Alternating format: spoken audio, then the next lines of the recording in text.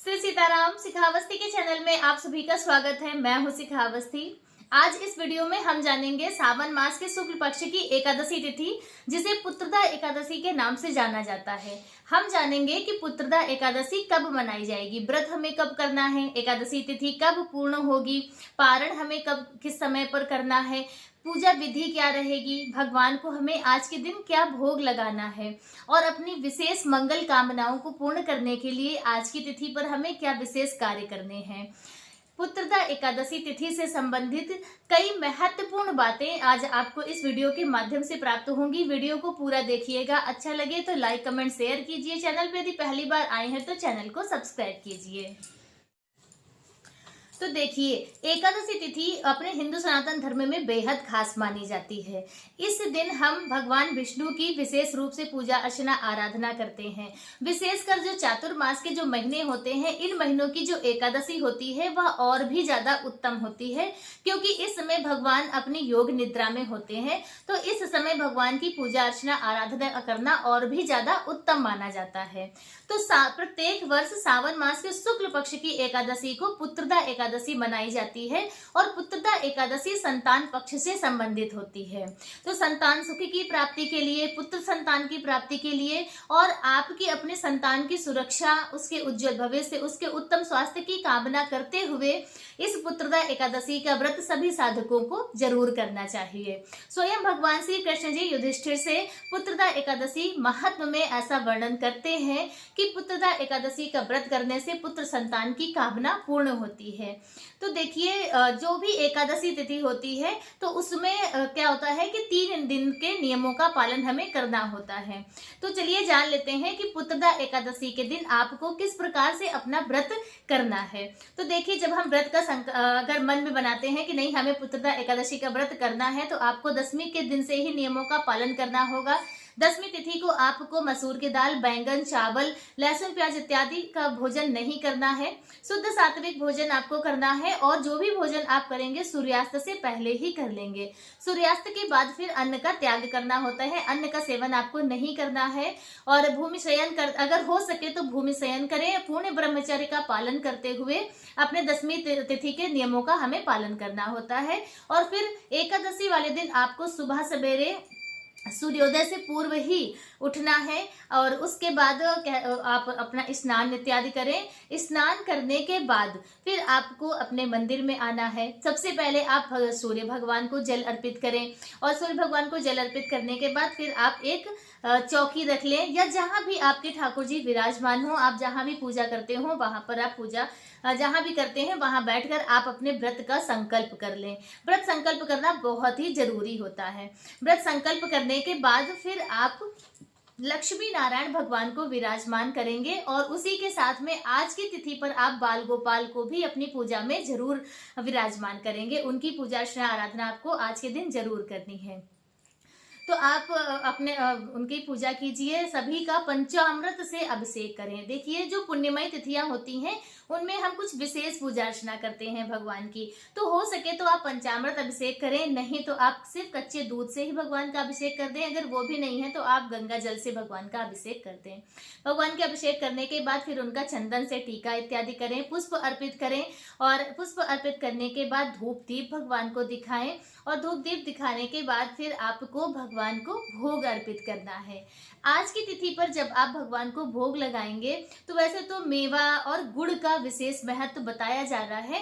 इसके साथ ही पुत्रदा एकादशी पर बाल गोपाल को आपको माखन का भोग लगाना है। यदि आप माखन का भोग नहीं लगा सकते हैं तो आप मेवा और मिश्री का भी भोग लगा सकते हैं।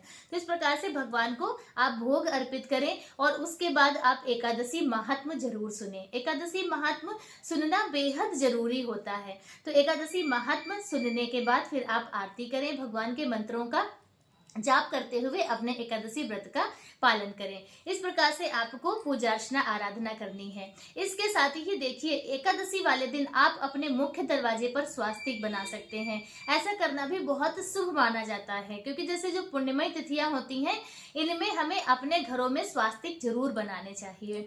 तो आप स्वास्तिक बना सकते हैं। घर के मुख्य दरवाजे पर आप दीपदान कर सकते हैं, या भी बहुत ज्यादा शुभ माना जाता है। कहते हैं साक्षात लक्ष्मी माता माता उस घर में प्रवेश करती हैं जिन घरों में, लेकिन जब आप जो दीप दान करेंगे वो सूर्योदय से पहले या सूर्योदय होने तक आपको दीपदान कर लेना है। दीप आपको दरवाजे पे जला लेना है। यदि सूर्य का उदय हो जाता है, ज्यादा समय हो जाता है, फिर आप यही क्रिया शाम के समय कर सकते हैं, सूर्यास्त के बाद में। लेकिन एकादशी तिथि है, अमावस्या है, पूर्णिमा है, इन तिथियों में अपने मुख्य दरवाजे पर दीपदान जरूर करना चाहिए, बहुत शुभ माना जाता है। ठीक है, तो अब इस प्रकार से आपको एकादशी के व्रत के नियमों का पालन करना है। शाम के समय फिर आप अपने मुख्य दरवाजे पर दीपदान करें। अपने जहां आपने पूजा की है वहां पर पंचोपचार विधि से भगवान की पूजा अर्चना करें, आरती करें भगवान की। और यदि आप अखंड दीप जला सकते हैं तो आप अखंड दीप जलाएं, क्योंकि एकादशी के तिथि में भी ना रात्रि की पूजा का विशेष महत्व होता है। एकादशी में रात्रि जागरण का बहुत ही ज्यादा शुभ और बहुत ही उत्तम माना जाता है। तो कहते हैं जैसे हम रात्रि जागरण नहीं कर पाते हैं तो जब तक आप जाग रहे हैं तब तक ठीक है, 10-11 बजे तक आप जाग लें और फिर सुबह उधर जल्दी जाग जाएं। तो इस बीच में आप यदि अखंड दीप जलाते हैं तो आपको रात्रि जागरण का ही पुण्यफल प्राप्त होता है। तो यदि आप जला सकते हैं तो आप अखंड दीप भी जला सकते हैं। द्वादशी वाले दिन सुबह सवेरे आपको स्नान आदि करना है भगवान की, फिर से पंचोपचार विधि से पूजा अर्चना आराधना करें, भगवान की आरती करें, ब्राह्मण को भोजन कराएं और फिर आप अपने व्रत का पारण करेंगे। और यदि भोजन नहीं आप करा सकते हैं तो कच्चा सीधा निकाल दें, कुछ दक्षिणा निकाल दें, कुछ दान करने के बाद ही आपको अपने व्रत का पारण करना है। व्रत पारण आपको कब करना है और किस प्रकार से करना है वह भी जान लीजिए, क्योंकि पारण की विधि सही से करना बेहद जरूरी होता है। पारण यदि आप सही से करते हैं, सही विधि से करते हैं, तो जो भी त्रुटियां, जो भी अपराध आपके एकादशी व्रत में हो गए हैं तो वो सभी कहते हैं कि नारायण भगवान क्षमा करते हैं। तो पारण का समय आपका रहेगा 6 अगस्त बुधवार को सुबह 5:45 से 8:26 तक आपको व्रत का पारण कर लेना है। तो इस प्रकार से आपको पुत्रदा एकादशी का व्रत करना है। इसके साथ ही देखिए, पुत्रदा एकादशी हो या कोई भी एकादशी हो, इस एकादशी पर आपको कुछ मुख्य जगहों पर दीप दान करना जरूर चाहिए। जैसे कि आपके घर के आसपास जो भी लक्ष्मी नारायण भगवान का या भगवान भोलेनाथ का मंदिर हो वहां पर आप जाकर पूजा अर्चना आराधना करें, दीप दान करें।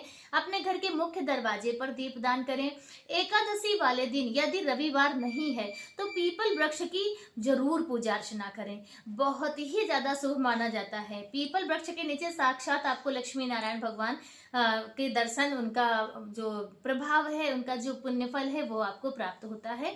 तो आप पीपल वृक्ष की सेवा एकादशी वाले दिन जरूर कीजिए, बहुत ही शुभ माना जाता है। तो इस तरह से आप और तुलसी वृक्ष में दीपदान जरूर करना चाहिए। याद रखिएगा, एकादशी वाले दिन तुलसी माता में जल अर्पित नहीं किया जाता है, लेकिन हम दीपदान करके वहां उनकी परिक्रमा कर सकते हैं और वहां पर बैठकर हम उनके मंत्रों का जाप भी कर सकते हैं। तो क्योंकि जो भगवान विष्णु की जो प्रिय चीजें होती हैं, जैसे तुलसी माता बहुत ज्यादा प्रिय है श्री नारायण की, और जो पीपल का वृक्ष है वो भी भगवान विष्णु को बहुत ज्यादा प्रिय है। तो जब हम भगवान विष्णु की कृपा पाने के लिए उनकी प्रिय चीजों पर पूजा अर्चना सेवा उनकी करेंगे तो उससे हमें और ज्यादा उत्तम पुण्य फलों की प्राप्ति होती है। हमारी मनोकामनाएं हैं वह पूर्ण होती है और हमारे जीवन की विघ्न बाधाएं दूर होती हैं, जो कि बहुत ज्यादा आवश्यक है। तो इसलिए यदि आप व्रत नहीं करते हैं एकादशी का, फिर भी आपको इन नियमों का पालन एकादशी तिथि पर जरूर करना चाहिए। उसके बाद जो भी आपके घर में शुद्ध सात्विक भोजन बने, बगैर प्याज लहसुन का, बगैर चावल का, उसका भोग लगाकर आप स्वयं उस भोजन को प्राप्त कर सकते हैं। तो पुत्रदा एकादशी व्रत से संबंधित आज का वीडियो मेरा बस इतना ही। वीडियो कैसा लगा कमेंट करके जरूर बताएं। मिलते हैं दूसरे वीडियो में किसी दूसरी जानकारी के साथ। तब तक के लिए श्री सीताराम।